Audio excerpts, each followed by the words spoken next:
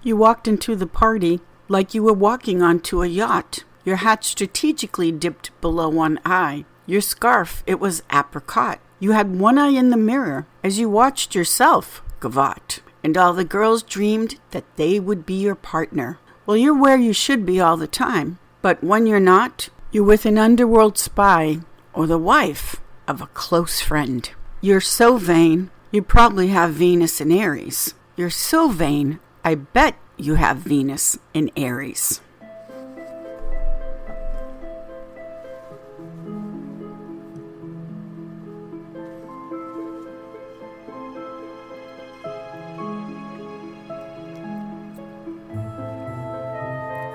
Welcome to our cosmic journey, everyone. Starcasting to you from the City of Angels. Hello, I'm Kiris. Thank you so much for being here and listening to the Voice of Astrology podcast. This is your astrology cosmic superpower for the week beginning Sunday, February 2nd through Saturday, February 8th, 2025. Let's journey together with astrology and explore how to connect with the stars, the planets, the energies for our new week ahead. The fantastic February night sky has the waxing moon near spectacular Jupiter, the fixed star Capella, which is the gift that keeps on giving, and also the second brightest star in the great Orion constellation, the star called Betelgeuse. On February 5th, the waxing moon is near dazzling Jupiter and the great orange star Aldebaran, which is the fiery eye in the constellation Taurus, the bull. On February 5th and 6th, we have the moon.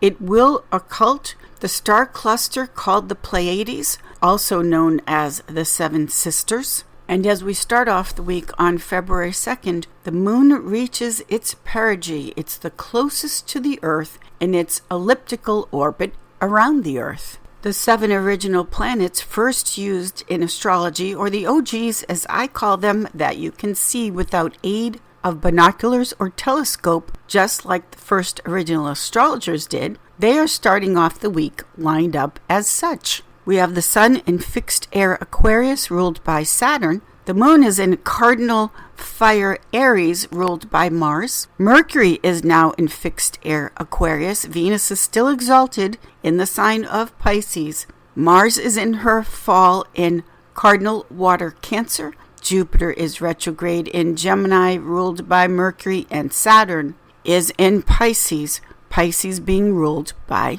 Jupiter. Sunday, the waxing moon is growing. She's fertile. She's pregnant. She's perigee, closest to the Earth. The moon is in Aries, the newborn baby of the zodiac. Moon in Aries, excited and enthusiastic to get something new started. The moon in Aries makes a sextile aspect of opportunity to the sun in fixed air Aquarius. With this blending between the two luminaries, the sun and the moon, in the signs of Aries and Aquarius, this is anything is possible. Those two signs and elements, fire and air, they blend together with the cosmic energy of let's go into the future and also have so much fun doing it. When Aries and Aquarius, fire and air, when they are mixing their alchemical magic, it is almost impossible not to get caught up in the happiness, the joy, the anticipation, and the courage to move into the future. Also on this Sunday, it is Groundhog Day. So the big question is, will Punxsutawney Phil, the famous groundhog, will he predict 6 more weeks of winter, or is springtime, early spring, on the way? The first original astrologers, the OGs, they predicted the weather. Living in close connection to the natural world around us, not only did they predict the weather, but if they did not predict correctly, the king, the ruler of the time, would end the astrologer's life. The stargazers for the rulers would look up and see with their own eyes, as crystal clear as daylight, if there would be an early spring or 6 more weeks of winter. Monday, February 3rd, the moon moves into her exaltation in the sign of Taurus, Taurus ruled by Venus. Venus, the planet of love, peace, and harmony, goes away. She goes to her exile and enters the sign of cardinal fire Aries, Aries ruled by Mars. Venus in Aries says, me first. Venus in Aries is impatient, selfish, vain. Venus in Aries is the narcissist, looking at themselves, their image, in the mirror, and only seeing what they are about. Aries is the newborn baby in astrology. A newborn baby simply cannot get their needs met on their own. A newborn baby, a child in the first stages of development, they are dependent. They need constant attention, constant caring. They need the constant gaze of the loving caretaker mirroring back to them that they are loved and being paid attention to. A newborn baby, they haven't learned yet how to regulate their emotions, how to use a certain level of self-control when it's needed. Aries the baby doesn't know yet. Don't put your hands near the fire. They don't know caution yet, and why there are times when we should use caution. When a baby screams and cries and yells because they're impatient, they're hungry, tired, they want to be held, this is appropriate at the newborn stage of life. A newborn baby has no other means of communication. They simply can't get their needs met on their own. They certainly can't say, I'm not happy here, I'm not getting my needs met, I'm going to pack a bag and leave. The relationship, the interplay between a parent and a baby is very clear. It's one-sided. The parent gives, the baby takes. Venus, the planet of love and marriage, harmony, cooperation, the give and the take, the balance. When she enters the sign of Aries, relationships that are unbalanced in the sense of it's just one-sided. One person is taking, the other one is always giving. The Venus in Aries cycle is the relationship of, are you involved with the narcissist? Are you involved with someone where it is simply, like the song, You're So Vain, it's just only about them and how they see themselves and their own image. Venus in Aries is when you can find yourself being involved with someone that is just like a big baby. They're dependent on you. They are not ready to be in a relationship in the sense of being able to do for themselves, care for themselves in areas where they should be able to care and do for themselves. Mars ruled Aries, when it's with Venus, can be impatient. It can be combative, temper tantrums, stirring the pot to say the least. Again, it's all about them and their needs, and you're simply a reflection.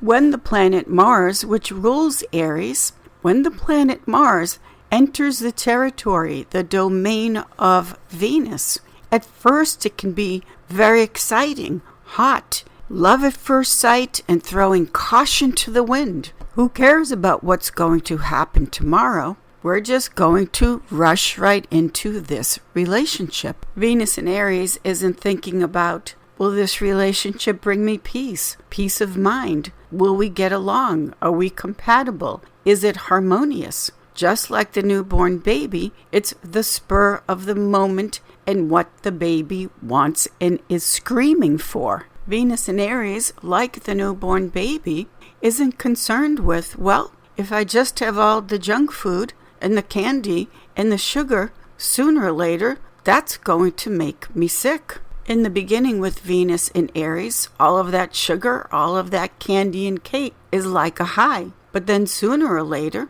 there's always the crash and burn, just like coming down from a sugar high. The crash and burn, the coming down from the sugar high, is when you finally see and are aware that all along, it's never been about the both of you together in partnership. It's only been about them and their selfishness right from the beginning.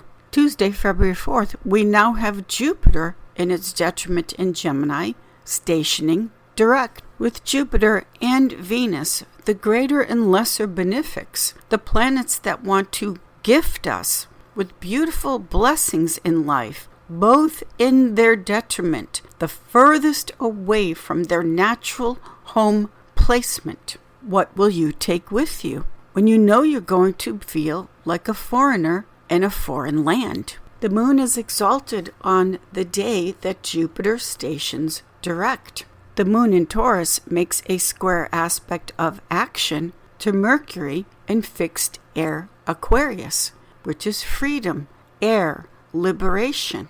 The action taken is to let go of, release, and free yourself from the burdens, the heavy baggage that was never yours to carry to begin with, especially the emotional baggage, because the cosmos is highlighting the moon, emotions, the past, square, Mercury in Aquarius, the freedom. With Venus and Jupiter in exile so far away from their castle, from home, that isn't the time to take on more baggage and heavy the load when you're out in a foreign place. It's the time to let go of the baggage. It's the time to lighten your load so you can find your way back to your home, back to your castle. Wednesday, February 5th, we have the second quarter moon at 16 degrees Taurus.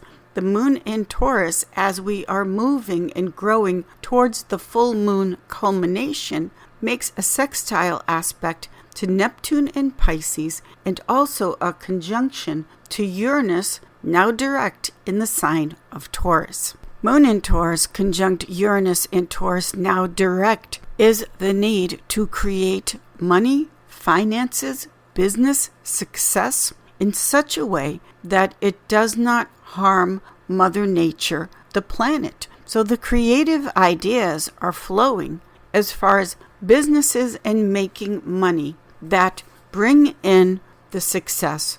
Yet at the same time, Uranus, the higher octave of Mercury, the brilliant genius, flashes of insight, part of your mind that not only create the abundance, but also because Taurus rules over Gaia, Mother Nature, Mother Earth, businesses that love and protect the earth. Taurus is ruled by Venus. Moon conjunct Uranus in Taurus, new, innovative ways to create abundance in money that also is very protective and loves nature and the earth. Thursday, February 6th, we now have the moon in mutable air, free-thinking, open-minded Gemini. The moon in Gemini makes a lovely air trine flow to Pluto in Aquarius and a conjunction to Jupiter in Gemini. The moon trine Pluto is the inspiration,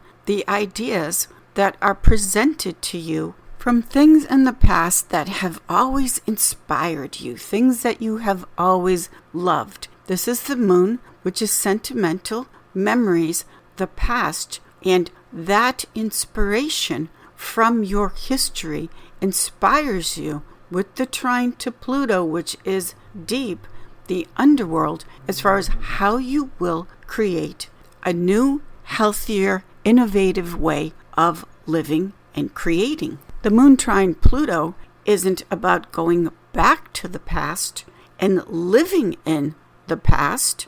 It's about being inspired from things of the past. Gemini, the twins, live in the past. Not gonna happen. Gemini is Peter Pan, the sign of the eternal youth. Staying present is what keeps that beautiful Gemini energy of always young at heart, and looking forward to the future. But yes, there are things from the past that can and do still inspire us in the present. Friday, February 7th, Venus's day, we still have the moon in Gemini making an air trine flow to Mercury in Aquarius, a square to Saturn in Pisces. Beautiful air trine flow between the luminaries, the sun and the moon, with the moon in Gemini making a trine to the sun in Aquarius, a sextile to Chiron in Aries, the wounded healer, your sense of identity. Also, the sun in Aquarius makes a sextile aspect of opportunity to Chiron in Aries. And the moon makes a square. Moon in Gemini makes a square to Neptune in Pisces. Gemini is the student, the teacher, the writer. There's so much activity on Venus's day that keep a journal. Write things down because of all of the ideas from the past, present, future, the inspiration. If writing things down is too much for you, then at the very least, you can record your ideas on your phone, because the inspiration and that inner harmony with the moon and the sun entwined to each other, when the mind and the heart, the inner and the outer, of saying, yes, let's communicate this. Let's move air. Let's move forward with this. Take notes however you choose to do so. The free flow of moving forward is there. It's just that it's a lot on this Friday. The harmony between the sun and moon in the element of air is a big yes. Saturday, February 8th, the moon goes home to Cancer. She's comfortable. She's in her castle. She's ready to take a nap after all of this activity in the cosmos. The moon at home in Cancer, which is being connected to how you feel, knowing what you feel, what makes you feel good, what is just right. You feel it in your body, in your stomach. The body does not lie. The moon in Cancer makes a square aspect to Venus in its exile in the sign of Aries. Now, this blending of water, Cancer, Aries, fire with this square is the hot and cold, fire and water storminess of two cardinal signs of the zodiac competing over who is the boss. The cardinals take the lead: Aries, Cancer, Libra, Capricorn. The question, the storminess as we end out the week over who is the boss, who's running the show. Will it be the moon at home in Cancer? When you know how you feel, you're connected to your emotions, you're feeling safe, you're feeling reassured. Or will it be the Venus in Aries in her exile, where selfishness, narcissism, me first always is running the show? This is this square between the moon and Venus as we close out the week. Let how you're feeling, your body, your peace, love, and happiness be your guide, not Venus in Aries, ego, vanity, and selfishness. Thank you, everyone. I will see you all in the stars. Have a fabulous week.